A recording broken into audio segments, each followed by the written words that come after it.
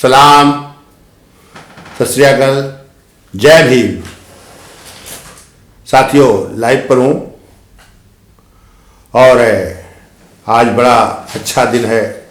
आज ईद है, तो मैं इस मौके पर सभी को मैं ईद की मुबारकबाद देता हूँ और ये अल्लाह से दुआ करता हूँ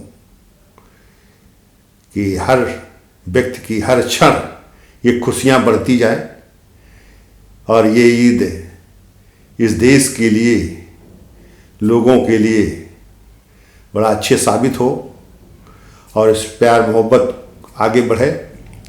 क्योंकि आज जो कोरोना महामारी है वो इस ईद के उपलक्ष्य में मैं लोगों से अपील करता हूँ कि एहतियात बरतते रहें और इसे ख़त्म करना है। क्योंकि कोरोना महामारी देश के लिए, लोगों के लिए बड़ी घातक है। तमाम साथी हमारे बिछुड़ गए और अब जो है वो ना बिछुड़ पाए। साथियों, ये त्यौहार है, ये खुशियों के लिए है और लोगों के भाईचारे के लिए है। लोगों में कैसे खुशियाँ बढ़ें और एक दूसरे की मदद करने की है, एक दूसरे की सहयोग करने का है। जो जिस तरह से सहयोग कर सकते हैं उस तरह से। कुछ लोग बहुत आर्थिक आधार पर मदद करते हैं, बहुत अलग अलग तरीके से। उसके लिए ये एक संकल्प है इस धर्म की तरफ से। उसमें लोगों ने जो एक संकल्प ले रखा है कि हम इस ईद और इसमें हमें ज़कात के नाम से हम कुछ परसेंटेज इनकम का निकालेंगे। वो भी 2.5% का है, इससे अधिक भी निकालते हैं। लोगों की मदद करते हैं। पिछले समय में लोग इस कोरोना महामारी में बहुत बड़ा सहयोग किया था। सलमान साहब जैसे लोग करीब 250 करोड़ का जो है ऐसा कुछ आवाज़ आई थी। इस तरह से तमाम हजारों करोड़ लोगों ने जो मदद किया है और इसके बाद ज़कात जो निकाल कर उसमें जो मदद किया है, तो इस तरह से लोगों की बहुत मदद मिली है और उन्हें तमाम समस्याओं से दूर करने का रास्ता मिला है। लेकिन उसी के साथ साथ मैं इस देश के लोगों से ये कहना चाहता हूँ और उन तमाम इस तरह के काम करने वाले लोगों के हित में, तो जो धार्मिक आधार पर, जो इस मानवता को आधार बनकर जो इस देश में दमन हो रहा है, जो इस देश में विकृत सामाजिक व्यवस्था को लागू करने वाले या उसे बनाए रखने वाले, जो इस देश में उस सत्ता में पहुंच गए हैं, उस पावर में पहुंच गए हैं जो जहां पर उनका कोई स्थान नहीं बनता था। लेकिन आज सभी आहत हैं, सभी परेशान हैं। लेकिन उसको कोई भी उसके विरुद्ध या उसको खत्म करने के लिए, उसे कमजोर करने के लिए काम नहीं कर रहे हैं या अपनी उसमें भागीदारी के लिए काम नहीं कर रहे हैं। अगर इस देश में केवल जो लोकतंत्र का जो सिद्धांत है, जो इस देश में संविधान बना है, उसके आधार पर अगर है इस देश में केवल हम भागीदारी का या लोकतंत्र के सिद्धांत को आम जीवन में उतारने का काम कर दें, आम जीवन में लाने का काम कर दें, उसके लिए काम करें, तो फिर इस देश में जो विकृत सामाजिक व्यवस्था का अंत हो जाएगा। और जो लोग इसको चलाने वाले हैं वो लोग समझौता करके और समान सामाजिक व्यवस्था में समाहित होने का काम करेंगे और इस देश में सभी का देश बनेगा और इस देश में हर व्यक्ति खुशहाल होगा। हर व्यक्ति को काम करने का संसाधन मिलेगा, संसाधन प्राप्त होगा। संसाधन आज नहीं मिल पाते, आज विकृत है। चूंकि संसाधन तो लोग इस तरह की व्यवस्था करते हैं और ये अच्छी बात है। एक जो धर्म की एक मिसाल है, जो लोगों के लिए, जो कमजोरों के लिए इस तरह का काम करते हैं, लेकिन उसका सही रूप नहीं मिल पाता है, जिसके कारण से ये तमाम पैसा खर्च करते हैं, तमाम धन खर्च करता है, तमाम संसाधनों को खर्च करते हैं, लेकिन उसका सही उपयोग नहीं हो पाता है, या वो समाज जो इसका फायदा पाता है वो संगठित नहीं हो पाता, वो दूसरे के लिए इसी तरह की भावना नहीं रखता है, या उसमें सिस्टम में जुड़कर काम नहीं करते हैं।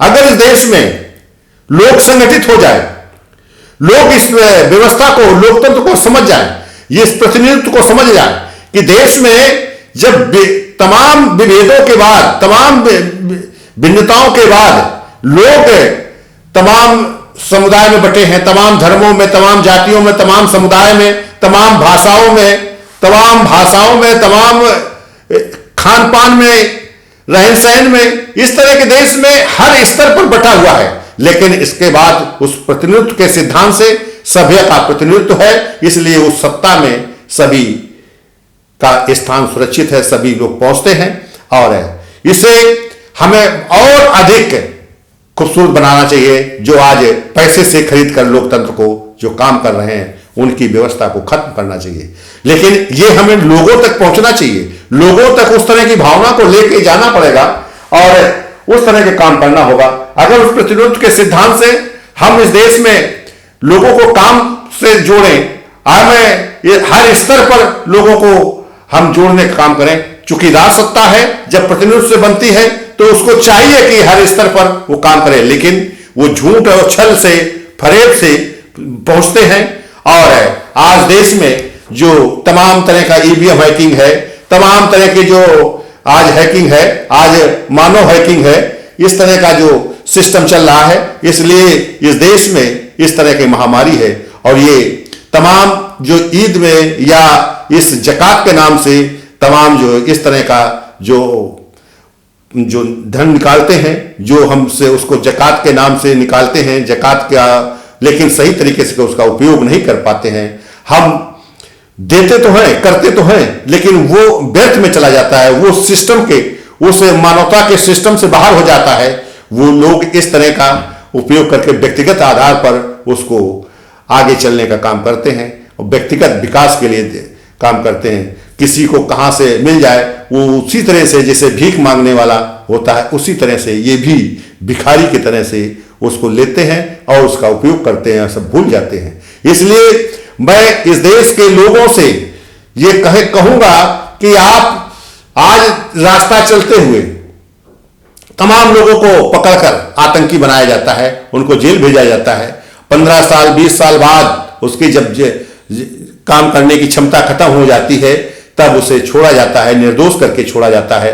तो सबसे पहले हमारी एक मुहिम होनी चाहिए कि इस तरह के जो केसेज हैं, तो उनको जब छोड़ा जाए तो उसको 50 लाख का मुआवजा दिया जाना चाहिए और उन प्रशासनिक अधिकारियों के खिलाफ कार्रवाई होनी चाहिए जो इस तरह की साजिश रचते हैं, जो इस तरह के से लोगों को जेल भेजते हैं या उन्हें दोषी करार देते हैं, फिर वो निर्दोष हो जाते हैं। तो इस तरह के उन प्रशासनिक अधिकारियों के खिलाफ भी काम होना चाहिए, कार्रवाई होनी चाहिए।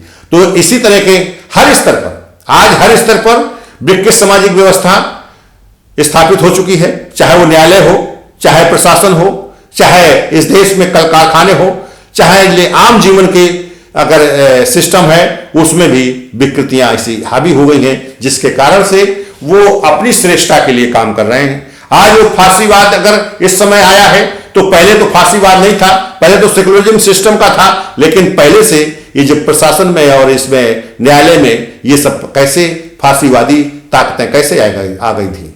ये इसका मतलब हर राजनीतिक सिस्टम में फांसीवाद है। फांसीवाद को हटाने के लिए हमें उस सिस्टम से काम करना होगा, जो और वो ऐसा एक तरीका सिस्टम होगा जो वो लोग भी बदल कर, अगर उसमें सदस्यता का महत्व दे दें, मानक बना दें कि हम इस देश में हम इस तरह से कि सदस्य बनेंगे और जिसके ज्यादा सदस्य होंगे वो हम उसको इस राजनीति में, सत्ता में भेजने का काम करेंगे, तो फिर एक लोगों के एक काम करने की प्रवृत्ति बने, फिर वो ये एक माध्यम है।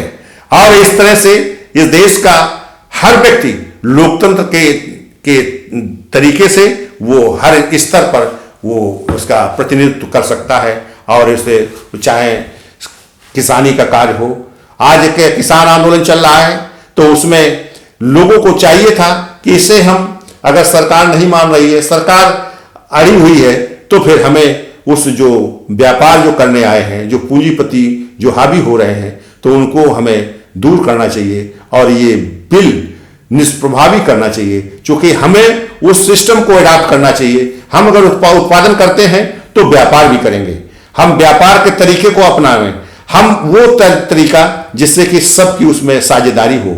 साझेदारी तो ये होगा कि भाई उसका जो है, जैसे लोग एक अपनी आर्थिक साझेदारी जो करते हैं, उस तरह से करके हम इस देश में एक काम करें, जिससे कि हम उस को एक बड़े लोगों के जो कंपटीशन कर दें व्यापार में भी, जिससे कि ये जो अंबानी अडानी है, या जिनके जो गोडाउन बिल आने के पहले से बना रखे हैं, तो ये साजिश जो रची गई है, उस साजिश को हम खत्म कर दें।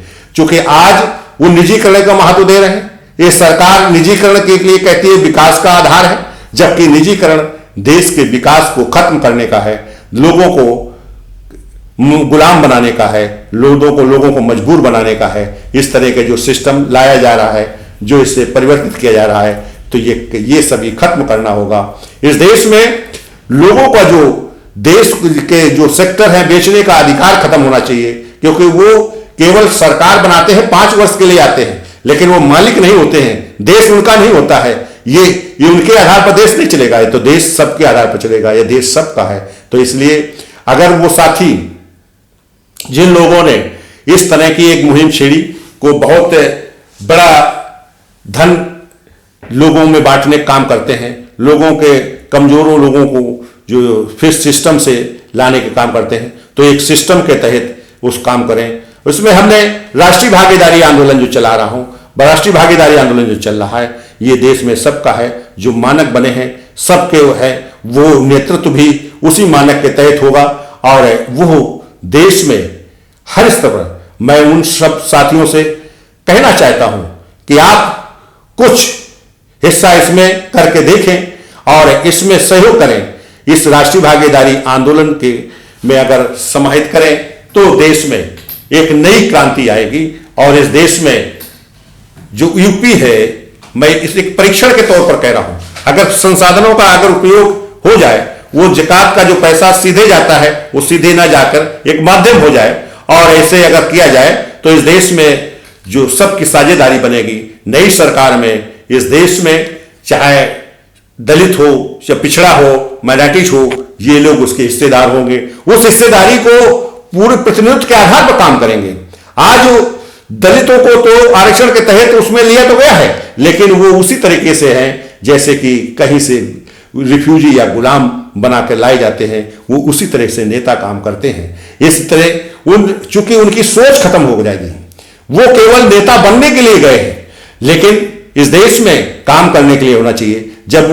जब आप उस समाज के द्वारा, समाज के वोटों से, तो समाज के लिए होना चाहिए। जब उससे बनते हैं आप, जब उन्हीं से जाते हैं, जब तो फिर उन्हीं के लिए काम होना चाहिए, सबके लिए बराबरी होनी चाहिए। आज प्रतिनिधित्व के आधार पर सबका वोट का मूल्य बराबर है, उससे सत्ता बनती है, लेकिन सत्ता का कार्य, उसमें बैठे लोगों का कार्य विकृत हो जाता है। वो लोगों को मानो हिंसक के रूप में काम करते हैं, वो मानव को बर्बाद करने की या मानव को कमजोर करने के लिए वो काम करते हैं, वो उसे विकास को खत्म करने का काम करते हैं। इसलिए मैं देश के लोगों से ये अपील करता हूं कि आप इस सिस्टम को समझें।